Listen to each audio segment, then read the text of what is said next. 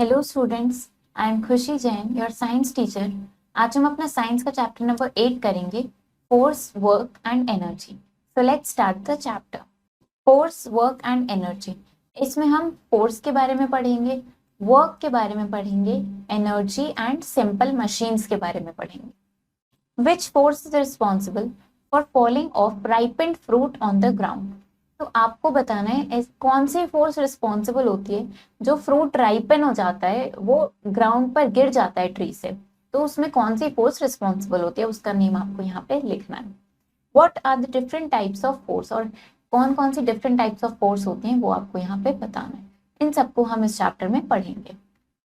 Given here are some activities, write whether they are push or pull। तो अब यहाँ पे हमें कुछ एक्टिविटीज गिवन है, आपको बताना है कि वो पुश हो रहा है उनमें या पुल हो रहा है। जैसे ओपनिंग अ सेफ। अगर आप सेफ को ओपन करोगे, कैसे ओपन करोगे? आप सेफ को इस तरीके से ओपन करोगे ना, अपनी तरफ पुल करोगे, आप उसको पुश नहीं करोगे। उसको ओपन करने के लिए आप पुल करोगे, तो आप यहाँ पे पुल लिखोगे। इसी तरीके से सारी एक्टिविटीज को आप बताओगे उसमें पुश हो रहा है या पुल हो रहा है। फोर्स के बारे में पढ़ते हैं। अ पुश और a pull action on an object is called force. Actually in order to move an object it is usually pushed or pulled. Force can do many other things. A force can make an object start moving. A force can change the shape of an object or even break it. A force can make moving object go faster or slower. A force can stop a moving object. A force can change the direction of a moving object. तो एक push या पुल अगर किसी object पे हो रहा है उसको हम फोर्स बोलते हैं। तो किसी ऑब्जेक्ट को मूव करने के लिए हमें या तो उसको पुश करना पड़ेगा या पुल करना पड़ेगा। तो फोर्स से काफी सारी चीजें हो सकती हैं, जैसे फोर्स से कोई ऑब्जेक्ट मूव करना स्टार्ट कर सकता है, किसी ऑब्जेक्ट पे फोर्स लगने से उसकी शेप चेंज हो सकती है और वो इवन टूट भी सकता है, ब्रेक भी हो सकता है। फोर्स से आप ऑब्जेक्ट की स्पीड को फास्ट या स्लो कर सकते हो। फोर्स किसी मूविंग ऑब्जेक्ट को स्टॉप भी कर सकती है और उसकी डायरेक्शन भी चेंज कर सकती है। A force applied on an object does not always cause it to move, that is pushing a wall। अब ऐसा जरूरी नहीं है कि आपने किसी ऑब्जेक्ट पे फोर्स अप्लाई करी है तो वो मूव करेगा ही करेगा। जैसे अगर आप किसी वॉल को पुश कर रहे हो तो आप फोर्स तो आप उसको पुश कर रहे हो, लेकिन उसमें कोई मूवमेंट नहीं होगा क्योंकि वॉल ऐसे मूव नहीं होती है। टाइप्स ऑफ फोर्स, अब जो डिफरेंट टाइप्स ऑफ फोर्स होती है उनके बारे में पढ़ते हैं। सबसे पहले ग्रेविटेशनल फोर्स और gravity. It is the force with which any two objects pull each other. Whenever we throw something, it always comes back to the ground because of the gravitational force exerted by the earth on that object. This force is responsible for keeping us bound to the earth. The earth and other planets revolve around the sun in fixed orbits due to gravitational pull of the sun. तो gravitational force, ये जिसको हम gravity भी बोलते हैं, ये कैसी force है? ये दो ऑब्जेक्ट्स जब एक दूसरे को पुल करते हैं तो वो हमारी ग्रेविटेशनल फोर्स कहलाती है। तो जब हम किसी भी चीज को थ्रो करते हैं, जैसे अगर हमने एक पेन को ऊपर थ्रो किया तो वो हमेशा ग्राउंड पर आकर ही गिरेगा। ऐसा क्यों होता है? क्योंकि इस ऑब्जेक्ट पे अर्थ ग्रेविटेशनल फोर्स लगाती है जो इसको पुल करती है। तो ये जो फोर्स होती है यही रिस्पॉन्सिबल है, इसी फोर्स की वजह से हम अर्थ पर ही बाउंड रहते हैं। तो जो अर्थ और अदर प्लैनेट्स रिवॉल्व करते हैं सन के अराउंड फिक्स्ड ऑर्बिट में, वो भी सन के ग्रेविटेशनल पुल की वजह से ही कर पाते हैं। नेक्स्ट मैग्नेटिक फोर्स पढ़ते हैं। The force exerted by a magnet is called magnetic force. This force attracts other magnets और सब्सटेंसेस मेड ऑफ आयरन। तो जो फोर्स मैग्नेट एक्सर्ट करती है, मैग्नेट अप्लाई करती है, उसे हम मैग्नेटिक फोर्स बोलते हैं। ये फोर्स क्या करती है? मैग्नेट्स को अट्रैक्ट करती है। ये जितने भी सब्सटेंसेस आयरन के बने होते हैं उनको अट्रैक्ट करती है। Electrostatic force. Since ancient times it is known that materials like amber get charged when rubbed with other materials and attract light objects. Similarly, if you run a comb through dry hair, the comb gets charged and it is able to attract tiny bits of paper. This attraction is known as electrostatic force. तो हमें पहले के ancient time से पता है कि कुछ material जैसे कि अंबर है वो चार्ज हो जाते हैं जब उसको दूसरे मटेरियल्स के साथ रब किया जाए और वो फिर काफी लाइट ऑब्जेक्ट्स को अट्रैक्ट कर सकता है। इसी तरीके से आपने देखा होगा कि अगर आप कॉम को ड्राई हेयर पे रब करते हो अपने, अब तो क्या होता है वो कॉम चार्ज हो जाता है, उस पर चार्ज आ जाता है। वो कॉम में अब इतनी एनर्जी होती है, इतनी एबिलिटी अब होती है उसमें कि वो पेपर के टाइनी बिट्स को अट्रैक्ट कर पाता है। तो यही अट्रैक्शन जो है ये इलेक्ट्रोस्टैटिक फोर्स कहलाता है। Frictional force, the force which opposes the motion of one body over the other in contact with it is called frictional force. A ball moving on the ground comes to rest on its own after some time due to the force of friction. तो अब वो force जो किसी भी body के motion को oppose करती है और जो उसके साथ कांटेक्ट में है उसको हम फ्रिक्शनल फोर्स बोलते हैं। जैसे कि अगर कोई बॉल है वो ग्राउंड पे मूव कर रही है, तो ऐसे तो है नहीं कि वो हमेशा मूव ही करती रहेगी, वो कुछ टाइम बाद स्टॉप हो जाएगी। तो वो कैसे स्टॉप हुई? वो फ्रिक्शन फोर्स की वजह से स्टॉप हुई, क्योंकि बॉल अगर अगर हमारी बॉल राइट साइड मूव कर रही है तो उस पे अपोजिट डायरेक्शन में उस पे left side friction force apply होगी, जिससे वो स्टॉप हो जाएगी कुछ टाइम बाद। Work, suppose you wish to move a wall by pushing it, you apply a lot of force on it, but even after many hours it does not move even a bit from its place. You feel tired and think you have done a lot of work on the wall, but in terms of science you have not done any work. In science, work is said to be done only if force applied on a body and it moves in the direction of the force.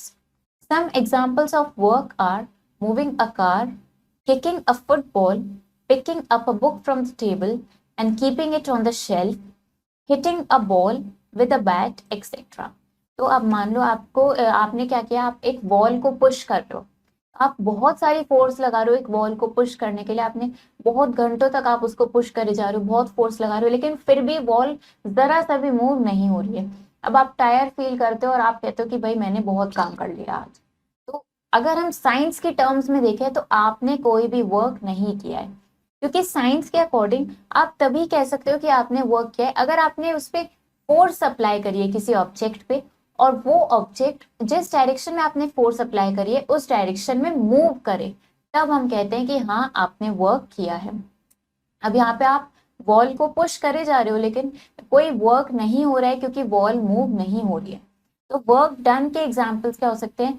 Car को move करना, आप car move करो, car drive कर रहे हो या car को move करो, पुश कर रहे हो आप, या फिर फुटबॉल को किक कर रहे हो, या आपने कोई बुक उठाई टेबल पर से उसको आपने शेल्फ में रखा, आपने बैट से बॉल को हिट किया। तो ये सारे आपके वर्क डन के एग्जाम्पल्स होंगे। एनर्जी के बारे में पढ़ते हैं। The ability to do work is called energy. There are many forms of energy, we will discuss a few here. तो किसी भी वर्क को करने की जो एबिलिटी है उसको हम एनर्जी बोलते हैं। एनर्जी के काफी सारे फॉर्म्स हैं, हम पढ़ते हैं हम। सबसे पहले heat energy. Burning fuels like coal, LPG and kerosene releases heat energy. In our homes, we use heat energy to cook food. तो कुछ फ्यूल्स को बर्न करना जैसे कि कोल, LPG या केरोसिन को, इनको बर्न करने पे क्या होता है? हीट एनर्जी रिलीज होती है। हम अपने घरों में क्या करते हैं? इस हीट एनर्जी की हेल्प से हम फूड कुक करते हैं। Light energy. Light energy helps us to see things around us. Electric bulb, lamp, tube light energy and candle are some sources of light. तो लाइट एनर्जी की help से ही हम अपने आसपास जितने भी ऑब्जेक्ट्स हैं उनको हम देख पाते हैं। तो इलेक्ट्रिक बल्ब है, लैम्प है, ट्यूबलाइट है, कैंडल है, ये सब हमारे लाइट के ही कुछ सोर्सेस हैं। Mechanical energy. Energy that an object has because of its position, potential energy और its movement, kinetic energy is called mechanical energy.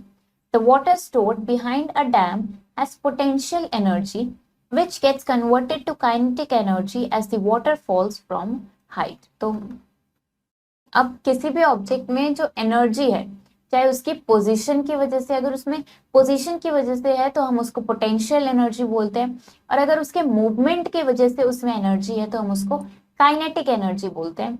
ये दोनों ही क्या कहलाती है, हमारी मैकेनिकल एनर्जी कहलाती है। जैसे कि अगर हम डैम की बात करें तो डैम के पीछे जो पानी है उसमें पोटेंशियल एनर्जी है, हम उसके पोजीशन के हिसाब से बात करें तो उसमें पोटेंशियल एनर्जी है। अब वो काइनेटिक एनर्जी में कन्वर्ट होती है। कैसे कन्वर्ट होती है? जैसे ही वाटर डैम से गिरता है, बहुत हाइट से गिरता है, मूवमेंट होता है उसमें, अब वो काफी हाइट पे है इसलिए उसमें पोटेंशियल एनर्जी है। अब उसका मूवमेंट हो रहा है इसलिए उसमें काइनेटिक एनर्जी में वो कन्वर्ट हो जाता है। तो ये हमारी क्या कहलाती है? ये हमारी मैकेनिकल एनर्जी कहलाती है। Electrical energy, appliances like electric bulb, tube light, radio, television, computer and washing machine use electrical energy. तो ये जितने भी अप्लायंसेस होते हैं ये सब इलेक्ट्रिकल एनर्जी का यूज करते हैं। Electrical energy is generated at power stations and supplied to our homes. तो ये कहाँ बनती है? ये पावर स्टेशंस पे बनती है और फिर ये हमारे घरों तक सप्लाई होती है। The production of electricity in power stations usually involves burning of coal which releases gases that pollute the air. So we should save electricity to save our planet. तो जो ये इलेक्ट्रिसिटी का प्रोडक्शन होता है power station में, इसमें क्या होता है? इसमें कैसे बनती है? ये कोल बर्न होके बनती है जिससे कि जो गैसेस रिलीज होती हैं वो काफी हार्मफुल होती हैं, वो हमारी एयर को पोल्यूट करती हैं। इसलिए हमें इलेक्ट्रिसिटी को सेव करना चाहिए, अपने प्लैनेट को सेव करना चाहिए। विंड एनर्जी के बारे में पढ़ते हैं। Power of the moving air, wind, is utilized with the help of windmills, which are used to generate electrical energy. तो जो मूविंग एयर होती है जिसको हम विंड बोलते हैं, उसकी जो पावर होती है उसको यूज करके हम विंड मिल की हेल्प से इलेक्ट्रिकल एनर्जी जनरेट करते हैं। Sound energy, portable audio players, television, radio and loud speaker are sources of sound energy. तो ये सब हमारे साउंड एनर्जी के सोर्सेज हैं। Musical instruments like guitar and tabla also produce sound.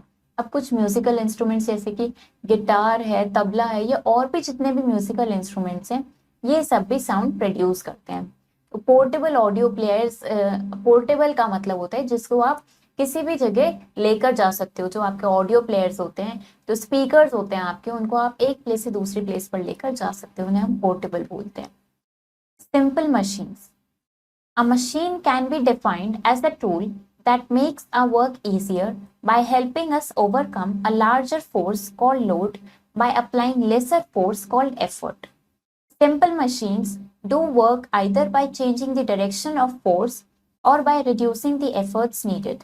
We will now discuss some examples of simple machines. तो machine को हम कैसे डिफाइन कर सकते हैं? मशीन एक टूल है जो हमारा वर्क इजी बना देती है, कि मतलब जो हमारा लोड है, जो हमारी लार्जर फोर्स है, उसको हम मूव कर सकते हैं, उसको हम वर्क कर सकते हैं उस पर एक कम फोर्स लगा के, एक कम एफर्ट लगा के। तो जो सिंपल मशीन है ये कैसे काम करती है? तो उस फोर्स की डायरेक्शन को चेंज कर देती है, या जो एफर्ट्स जरूरत है उनको कम कर देती है। सबसे पहले हम लीवर के बारे में पढ़ते हैं। A lever is a rigid rod arranged in such a manner that it can move freely around a fixed point.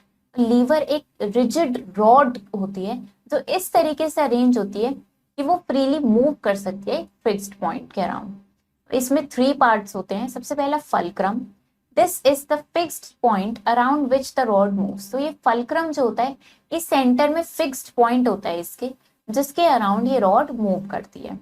Load, it is the object on which work is to be performed. Load हमारा वो object होता है जिसपे हमें work perform करना है। Effort, it is the force that needs to be applied on the rod in order to perform a task. Effort क्या है? ये वो फोर्स है जो हमें उस रॉड पे अप्लाई करनी पड़ती है किसी टास्क को परफॉर्म करने के लिए। Based on the position of these 3 parts, that is fulcrum, load and effort, levers can be classified into the following 3 types. तो ये इन 3 पार्ट्स के बेसिस पर हम लीवर्स को 3 टाइप में क्लासिफाई कर सकते हैं। सबसे पहला है first class lever. In first class levers the fulcrum is in between the effort and the load. Scissors, trolley, pliers and seesaw are examples of first class lever. तो first class lever जो होता है उसमें जो fulcrum है वो हमारे effort और लोड के बीच में होता है।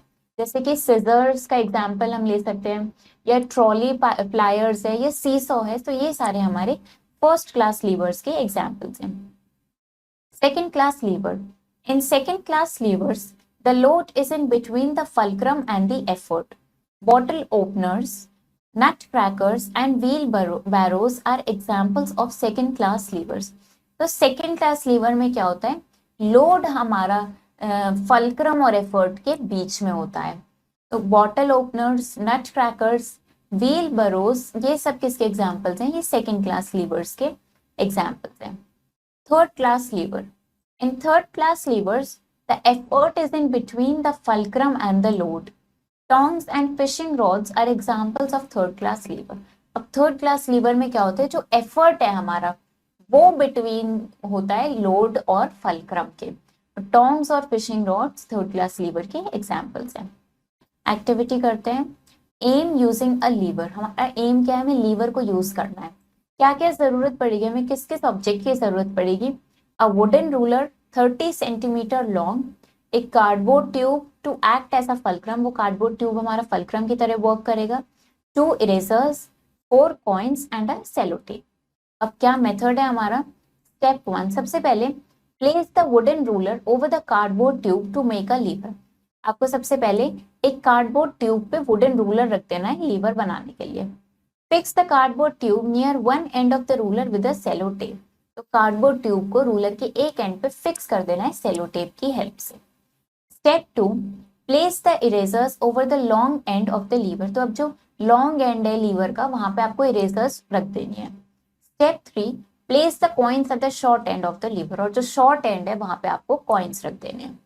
अब आप क्या ऑब्जर्व करोगे, the erasers are placed over the long end would be able to lift the coins on the short end.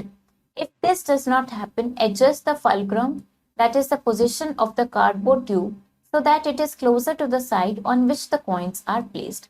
तो आप क्या देखोगे कि जो इरेजर्स है जो हमने लॉन्ग एंड पे रखी थी, वो कॉइन्स को लिफ्ट कर पाएंगे जो शॉर्ट एंड पे थे। और अगर ऐसा नहीं होता है तो आपको फल्क्रम को एडजस्ट करना है, मतलब आपको कार्डबोर्ड ट्यूब की पोजीशन को थोड़ा एडजस्ट करना है, उसको उस साइड के क्लोज आपको कर देना है जहां पे हमारे कॉइन्स रखे थे। Next is wheel and axle. And rod called axle goes through a hole in which a wheel with the help of which the wheel can turn. Wheel and axle make it easy for us to move objects from one place to another. They always work together. Car, roller skates, bicycle and doorknob are some examples of wheel and axle.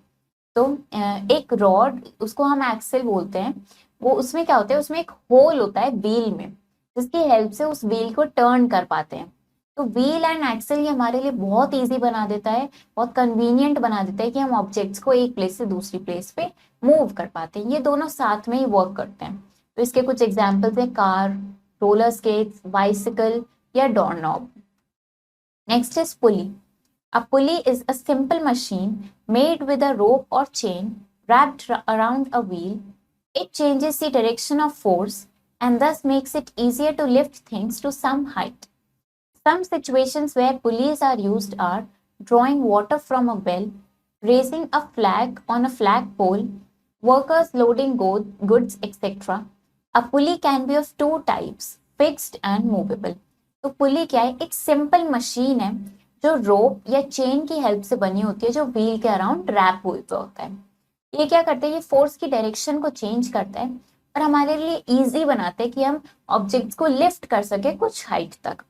अब कुछ situations में पुली use होता है, जैसे कि well से water draw करने में यूज होता है, एक फ्लैग को रेज करने में यूज होता है फ्लैग पोल तक, या वर्कर्स जो गुड्स को लोड करते हैं उसमें भी यूज होता है। पुली 2 टाइप्स की हो सकती है, फिक्स्ड और मूवेबल। अब अगर फिक्स्ड पुली है, axle is fixed to some kind of support like a hook or a wall. This type of pulley changes the direction of force and makes work easier. It is used to lift a bucket of water from a well and to raise a flag to the top of a flagpole. तो अगर fixed pulley है तो उसमें जो Excel होता है वो एक फिक्स्ड एक सपोर्ट पे फिक्स्ड होता है, जैसे कि एक हुक में या फिर वॉल पे वो फिक्स्ड होता है। तो ये क्या करते हैं, ये डायरेक्शन चेंज कर देता है फोर्स की और हमारा वर्क इजी बनाता है।